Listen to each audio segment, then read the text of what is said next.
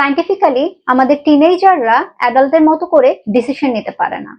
তাই তারা যখন কোনো ভুল কিছু করে অথবা কোনো ভুল সিদ্ধান্ত নিয়ে ফেলে, সেটি ডেফিয়েন্স বা অবাধ্যতা নয়, এটি নিউরোবায়োলজি। আমাদের ব্রেনের এই অংশটির নাম হলো ফ্রন্টাল কর্টেক্স, যেটি মূলত ডিসিশন মেকিং, লজিক্যাল থিঙ্কিং অথবা জাজমেন্টে হেল্প করে। আর এই অংশটির নাম হলো লিম্বিক সিস্টেম, যা আমাদের ইমোশন রেগুলেশনে হেল্প করে। মানে আমাদের কষ্ট, দুঃখ, ভালো লাগা এইসব ইমোশন গুলোকে নিয়ন্ত্রণ করতে সাহায্য করে।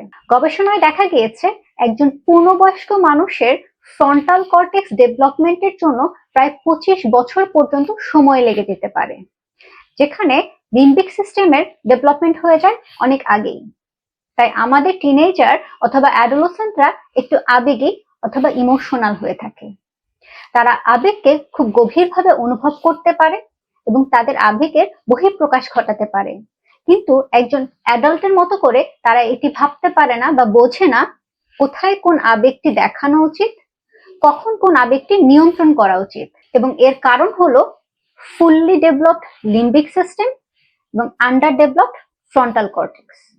এখন আমরা অ্যাডাল্টরা এই ব্যাপারে আমাদের টিনেজার ছেলে বা মেয়েটিকে কিভাবে হেল্প করতে পারি। প্রথমত আমাদেরকে এটি বুঝতে হবে আমাদের টিনেজার ছেলে বা মেয়েটি ভুল করবে, ভুল সিদ্ধান্ত নিয়ে ফেলবে, হুট করে ইমপেশেন্ট হয়ে যাবে, কিন্তু আমাদেরকে ধৈর্য ধরতে হবে, পেশেন্স নিয়ে তার কথা শুনতে হবে এবং তার সবসময় পাশে থাকতে হবে। তারপরে যেটি আমরা করতে পারি তা হলো তার ব্রেন ডেভেলপমেন্টে সহায়তা করা, এবং তার জন্য একটি পরিপূর্ণ রুটিন খুব জরুরি, যেখানে সে সময় মতো ঘুমাবে, পর্যাপ্ত এবং পুষ্টিকর খাবার খাবে এবং একটি বিশ্রামের সুযোগ করে দেওয়া। সব থেকে ইম্পর্টেন্ট, আমাদের অ্যাডোলেসেন্ট বা teenager brain is very vulnerable to substance.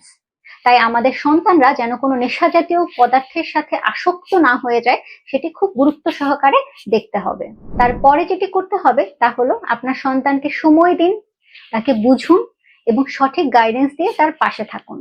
তারপরও যদি আপনি মনে করেন আপনি আপনার টিনেজার ছেলে বা মেয়েটিকে নিয়ে স্ট্রাগল করছেন, তার কোনো সমস্যার কারণে তার ফাংশনাল এরিয়াসে ইম্পেয়ারমেন্ট হচ্ছে, তার পড়াশোনা বেশ খানিকটা অবনতি হচ্ছে, তখন অবশ্যই একজন চাইল্ড অ্যান্ড অ্যাডোলেসেন্ট সাইকিয়াট্রিস্টের পরামর্শ নিন। ধন্যবাদ।